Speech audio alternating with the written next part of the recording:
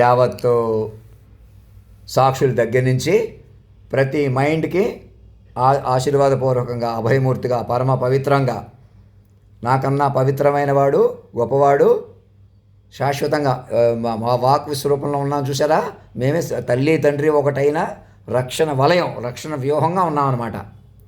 కేవలం మనిషిని కాదు. నిన్న చికెన్ ఎలా తిన్నానో చూసిన వాళ్ళకి ఆలోచించే బుర్ర కాదు. మీరు పట్టుకోక మమ్మల్ని సాక్షులు పదుగురు కూర్చుని పదుగురిలోకి ఆహ్వానించండి. ఏ ఒక్కడో నాతో మాట్లాడడం కానీ, నేను మనిషిగా మాట్లాడితే ఏం చేస్తారు? మనిషే చూస్తారు మీరు. మనుషుల్నే తగ్గించేసి, మనుషుల్నే అవమానించి, మనుషుల్నే అంతం చేసేసి, మనుషులు నిర్ణయించేసి, మనుషులు పరిపాలించేసి ఇంకంత సీన్ లేదు ఇక. ఆ లోకం ఈ లోకం ఎవరిని భరించదో. అడుగు తీసి అడుగు మీద కాదు. నేనేదో వెలిగిపోదాం తాపత్రయపడటం కాదు. మాస్టర్ మైండ్ వెలుగుతుంది. మైండ్లుగా మీరు సురక్షితంగా ఉంటారు. తపస్సుగా అటు వెళ్తారు. అర్థమవుతుందా? మనుషులుగా చేసిన తప్పులు మైండ్లుగా సరిదిద్దుకునే అవకాశం ఉంటుంది.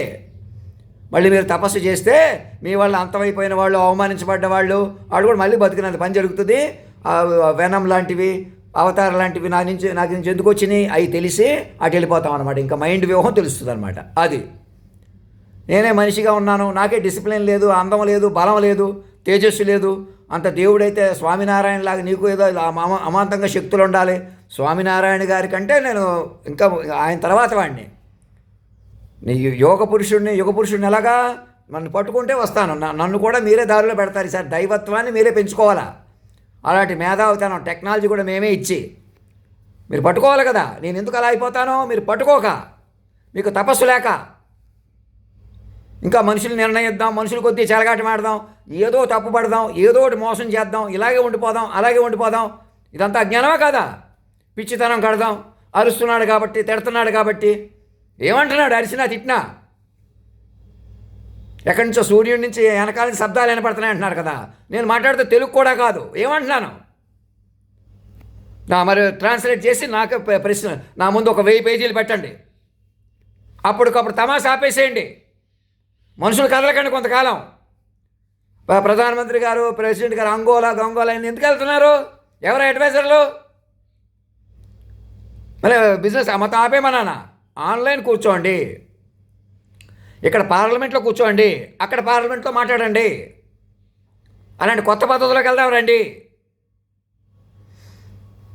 మనుషులు తప్పులు చేయించి ఆడిమే పెట్టి ఎదవ రాజకీయాలు, ఎదవ బతుకులు ఆపేసేయండి. ఇక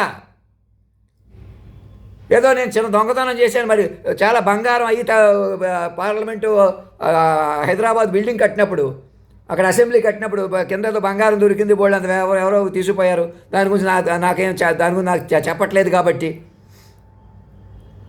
ఏం తీసుకుపోయినా ఇంకా అయిపోయింది కదా. మీరు ఏం చేసినా, దాచుకున్నా, మీరే బతికేసినా సచిన్ శవాలతో సమానం చెబుతున్నా కదా. మనిషి అన్నవాడు ఎవడైనా నాతో సహా మనం చంపేసుకోకలేదు, తగ్గించుకోకలేదు. కాలమే చంపేస్తుంది వెనక పట్టేసుకుని తపస్సు లేక చేసి. ఆ స్వామినారాయణ వాళ్ళు కూడా మా వైపు ఉన్నారు, మీ వైపు ఉన్నారు. వాళ్ళు మనుషులే కదా.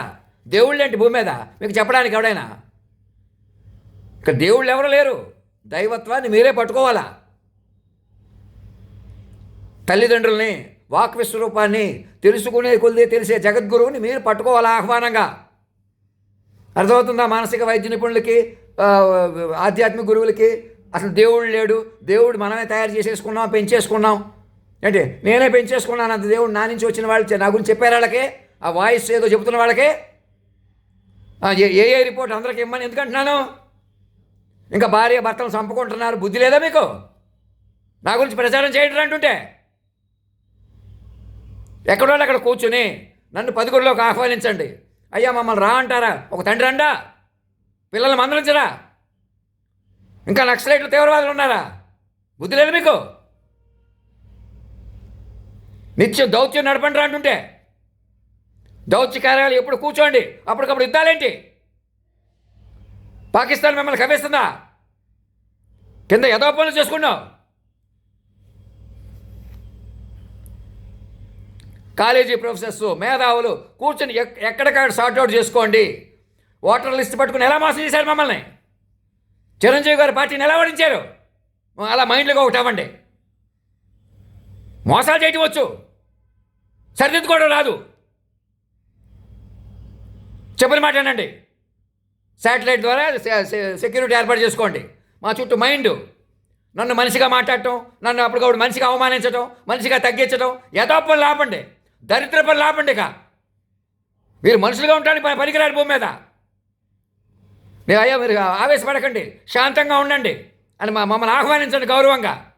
ఎవరిని అడ్డం పెట్టుకుని ఇంకెవరితో పవిత్రంగా ఉంది అక్కడ, ఇంకెవడో పెద్దోడు ఉన్నాడు, ఎవరితో దేవుడాడు? బుద్ధి లేదు మీకు? నేను మనిషి అంటే చచ్చిపోయి సేవాలి మీరు. నేను మనిషి అనేవాడు సత్య శవం. అర్థమవుతుందా? మాస్టర్ మైండ్లు ధర్మో రక్షతి రక్షత సత్యమేవ జయితే.